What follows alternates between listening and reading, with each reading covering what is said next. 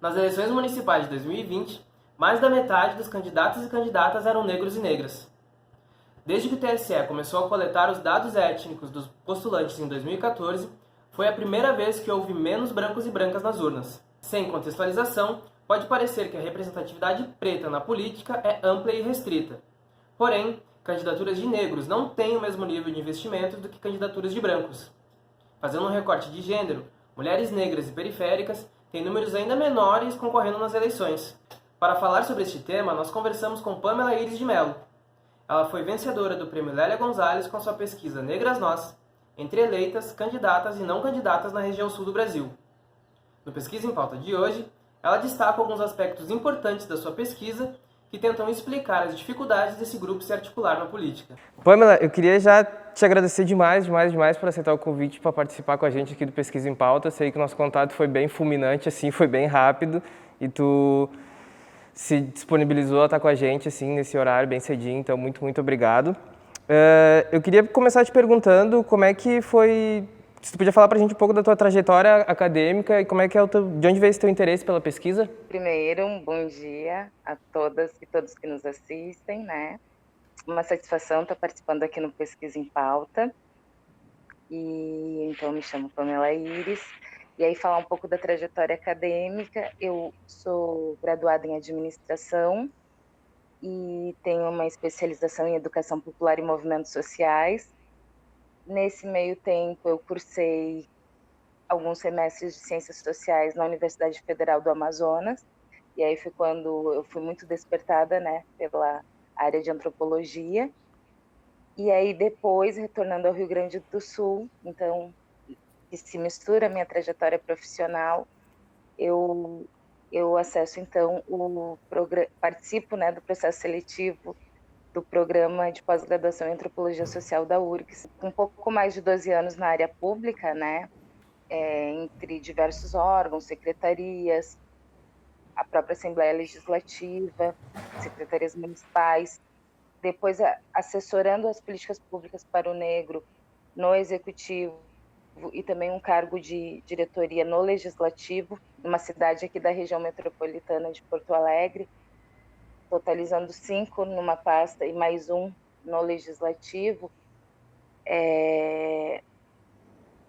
Jogos voláteis, né, da política blindaram essa minha continuidade, a continuidade desse trabalho, mesmo após a consolidação de 2 importantes conselhos municipais e da retomada de importantes políticas no município. E aí esse processo de resiliência, digamos assim,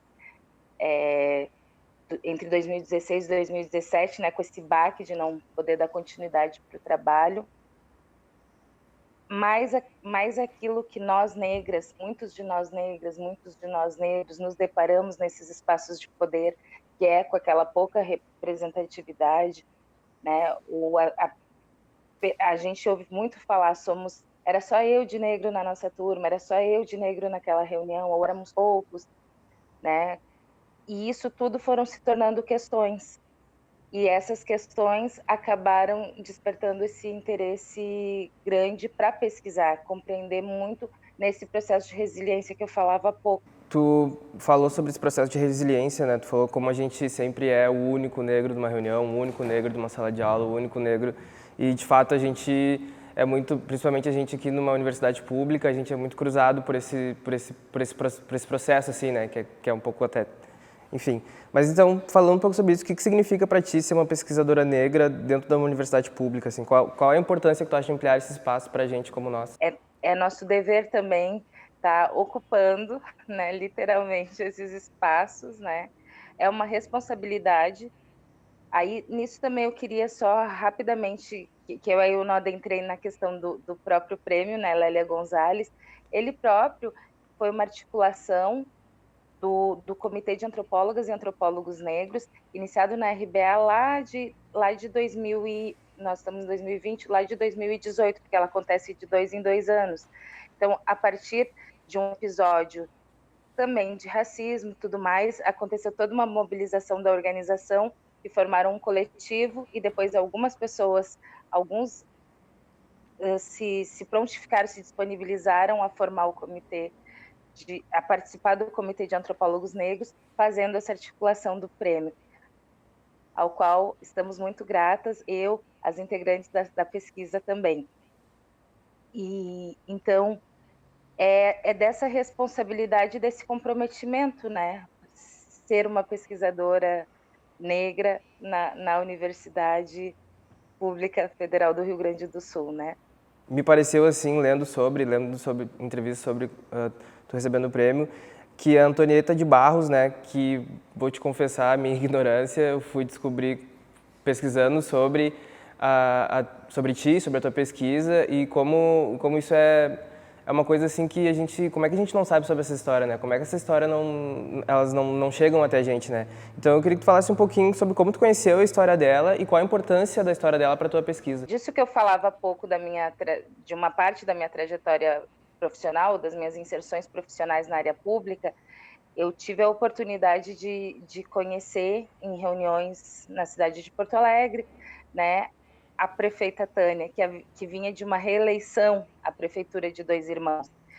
E nós, como eu falava há pouco, figurávamos, entre aspas, entre as únicas ou poucas negras, né, daquelas reuniões, daqueles encontros de articulação com pautas de promoção da igualdade racial ou tratando a questão de mulheres na política, né, tudo mais. Então, nessa oportunidade de conhecer ela, vinha um interesse muito grande de querer entender melhor, né, como é que ela já havia sido vereadora, e aí, então, a gente combinou de conversar um pouco mais. Nesse meio tempo, que eu fui fazer a seleção do mestrado, eu comecei a ler bastante, e nisso eu me deparo com Antonieta, primeira mulher negra eleita lá na década de 30, né? E aí, então, eu pensava inicialmente em entrecruzar essas histórias, entender como é que lá em 30, né, nós tínhamos Antonieta, e ali em 2016, 2014, tínhamos uma prefeita eleita aqui no Rio Grande do Sul, e que se não assistindo televisão, alguma coisa assim, ou mesmo não estivesse nesses espaços, possivelmente a gente desconhece, né? E eu também fiquei pensando, como é que eu não conhecia que a nossa primeira parlamentar do país era Antonieta, na cidade de Florianópolis, no estado de Santa Catarina, né? E aí ela passou a ser esse fio condutor. Ela tem extrema importância por conta disso, ela perpassa todo esse estudo, né? Tu passou por essas 7 mulheres e tu fez esse cruzamento. Eu queria que tu falasse também uma questão que as mulheres negras e periféricas, mães de família, talvez elas sejam os grupos que mais se dividem entre prover e cuidar do lar, né? E na tua pesquisa, conversando com as 7 mulheres, né, que concorreram, eu queria que tu falasse quais são as semelhanças entre elas e com as demais mulheres assim, que tu convive, que talvez tenham sido referência para ti para fazer esse trabalho. A própria construção da pesquisa, ela foi sendo modificada, digamos assim, né? Se tu me perguntasse, Pamela, o que tu previa escrevendo, eu pensava uma outra coisa, o resultado, eu pensava um outro fechamento, mas felizmente, assim, tantas histórias, assim, tantas experiências dessas mulheres negras foram fazendo eu reconsiderar até mesmo a minha escrita, né? Como fazer isso. E aí eu percebi que uma das possibilidades era dando uma ênfase maior às narrativas delas. Elas tinham que estar praticamente em primeira pessoa, né? E então esse foi um grande desafio. E aí eu comento isso porque um dos fechamentos da disciplina acabaram sendo, além do título Negras Nós, entre eleitas, candidatas e não candidatas na região sul do Brasil, a gente acabou por entender muito necessário 4 outros nós, né? Que aí dando spoiler da dissertação, mas vou só passar brevemente. Um deles é dessa própria dupla atuação do lugar que as mulheres negras ocupam na política, né? Quer sejam causas sociais, movimentos, muitas delas engajadas, né? Tu mesmo iniciaste a pergunta já contextualizando um pouco da realidade de uma maioria de mulheres negras. A Laerte falava muito isso lá de Curitiba. As mulheres negras precisam trabalhar, todos precisamos trabalhar, mas as mulheres negras é uma situação que tu não consegue, se tu não garantir a sobrevivência delas, como querer que elas participem desses outros espaços, né? Então, tem todo um processo anterior, assim. Aí, comentei sobre a dupla atuação da política. Posteriormente, a gente identificou as dificuldades financeiras encontradas por elas, todas elas, sem sombra de dúvida, então acabou sendo um outro nó. Também o quarto nó, a própria questão do racismo, né? Então, é assim que a gente passa a refletir na dissertação a partir do aprendizado, né, com essas mulheres. Quando tu fala sobre os nós, tu falou um pouquinho assim, né, o que são esses nós, né, mas o que vai além assim desse pronome nós que tu consegue te referir e consegue encaixar essas mulheres, assim, se pudesse falar um pouquinho o que o nós significa dentro da pesquisa? Ele vai ter, é um recurso metonímico, né, é um emprego, né, ali para frisar principalmente a coletividade revelada nas motivações dessas mulheres. Nenhuma delas disse assim, eu sonho, e não haveria problema, mas nenhuma disse assim, Pamela, eu sonhei a minha vida toda em ser política, eu sonhei a minha vida toda em ser vereadora, prefeita, deputada. Todas elas passaram a dizer assim, eu identifiquei isso foi necessário, né, na minha caminhada. Eu fiz por nós, por esse coletivo, né? E isso, não à toa, ficou marcado ali. A segunda questão foi porque, com aquela senhorinha que eu falei, Valdionira Silva dos Anjos, de 85 anos, ela tem um trabalho de mais de 50 anos com o fuxico. E como aquilo me marcou também muito, esse trabalho com mulheres negras que ela já desenvolvia há 5 décadas, essa que foi aluna de Antonieta, entre as escritas, me veio a possibilidade de pensar um pouco mais no fuxico, né? E os nós que unem os fuxicos, que é essa costura artesanal. E também tem toda uma história em relação, que Valdionira conta muito bem, com referência ao que esses fuxicos significam, né? Que eram feitas por mulheres, eram trouxinhas feitas por mulheres nas senzalas, e ela recupera essa história, né, nas oficinas que ela vem dando, né. E então foi por isso, aí acabou que aquilo que não representava uma soma, esse pensar nos outros, nas outras, a gente colocou como os nós para serem desatados. E agora, nesse ano, a gente teve uma boa surpresa, assim, né? A Câmara de Porto Alegre agora, nessa eleição, ela aumentou o número de vereadoras negras, né? Até que ponto esse aumento na representatividade desse grupo seria o curso natural pelo qual a tua pesquisa imaginava, de certo ponto, para este momento que a gente está vivendo agora? É assim, a gente passa muito breve, porque quando a gente vai falar de representatividade, ainda mais na área de antropologia, há cobranças enormes, assim. Então, vamos falar de uma forma não muito aprofundada, digamos assim, né? E então, representatividade segue importando, é o que eu costumo dizer. E sim, era o que desejávamos, né, na pesquisa. E interessante, Anderson, também pensar que nesse meio tempo, antes mesmo do resultado dessas eleições, que a gente já vinha notando algumas mudanças, porque no meio ali na virada, no início das eleições, no segundo semestre, julho, agosto, o TSE já havia lançado uma nota informando que era a primeira vez na história do Brasil com mais candidatos negros e negras do que brancos. E era a primeira vez que eles passaram a identificar a categoria, os sujeitos, como negros e não brancos. Então, ali a gente já vinha uma mudança que no início lá da minha pesquisa a gente não tinha esses elementos para pesquisar, não é? E então, posterior a isso, e aí assim também falando sobre a própria pesquisa, eu parto, né, no segundo capítulo, falando assim, mulheres negras e política, um fosso que a linha racial coloca, tomando de empréstimo da nossa grande Sueli, o que acontece? E da própria Jurema, a gente já notava que havia um mito das pessoas dizendo assim, não tem mulheres, não tem negros eleitos, não tem negras eleitos porque eles não se candidatam.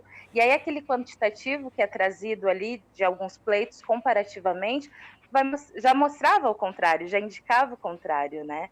Então, aí com isso eu interligo o que eu falava há pouco. Esse anúncio, essa divulgação do TSE só veio a confirmar aquilo que a gente já vinha identificando na pesquisa, não é? Então, aumentou ainda mais os números, a primeira vez com essa inversão, e aí esse resultado nas urnas, né? Só que, ainda assim, a gente tem que ressalvar muito.